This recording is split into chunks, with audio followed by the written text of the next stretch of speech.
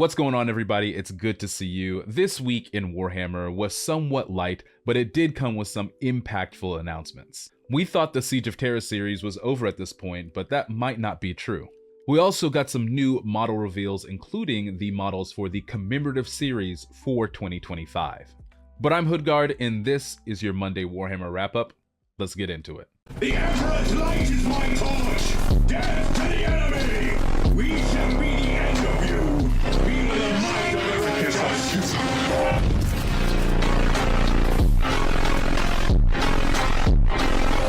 For the Emperor!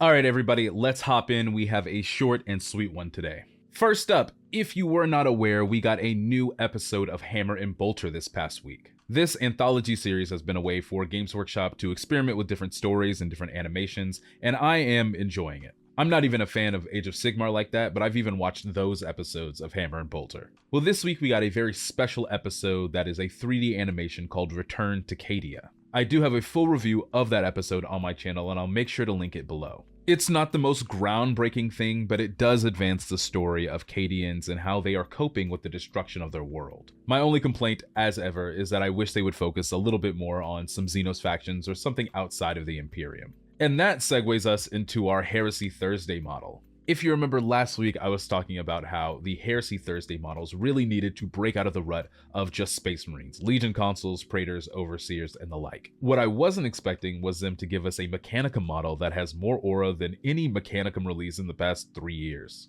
This particular model is the Secutarii Axiarch.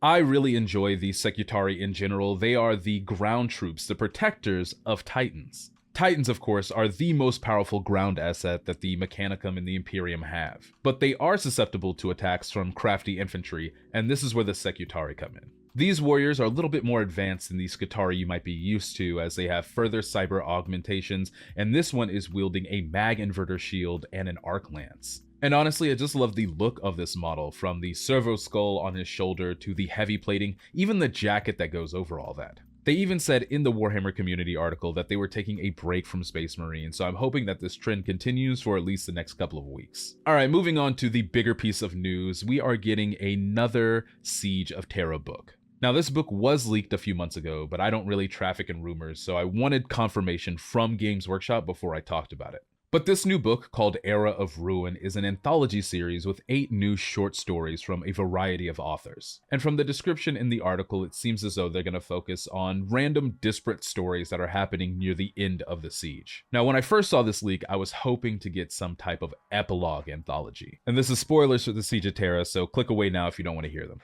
Give us some stories about maybe Guilliman arriving late to Terra, or maybe details of the aftermath of Euphrates Keeler's miracle at the Astronomicon.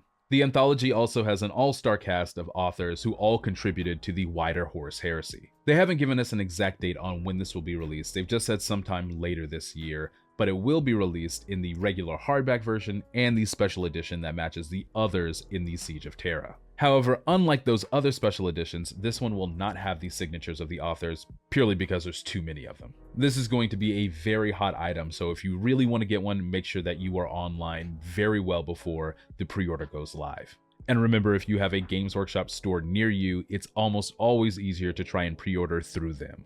Alright, before we head out today, let's talk about the commemorative series of minis.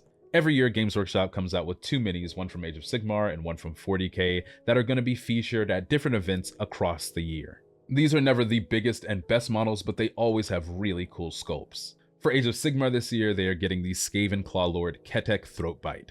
Rats are cool, though they aren't my favorite, but I do like this model. I love the dual wielding, I love the banner on his back, I even love all the skulls adorning his belt. On the 40k side, we're getting the Genestealer Cult's Primus, also known as the First of the Faithful. And I really enjoy this model because this multi-armed hybrid is really calling back to the Kellermorph model. It doesn't have that same kind of Western cowboy feel that model does, but I do really enjoy this pose. It's very open with the sword splayed out to the side, so it'll be easier to paint that way. If you're going to be at any Warhammer events, any wargaming events, make sure to look out for this. But alright my friends, that is going to about do it for today. Thank you guys always for watching. Make sure to put any questions you might have in the comments, leave a like, hit that subscribe button, and I'll see you all in the next one.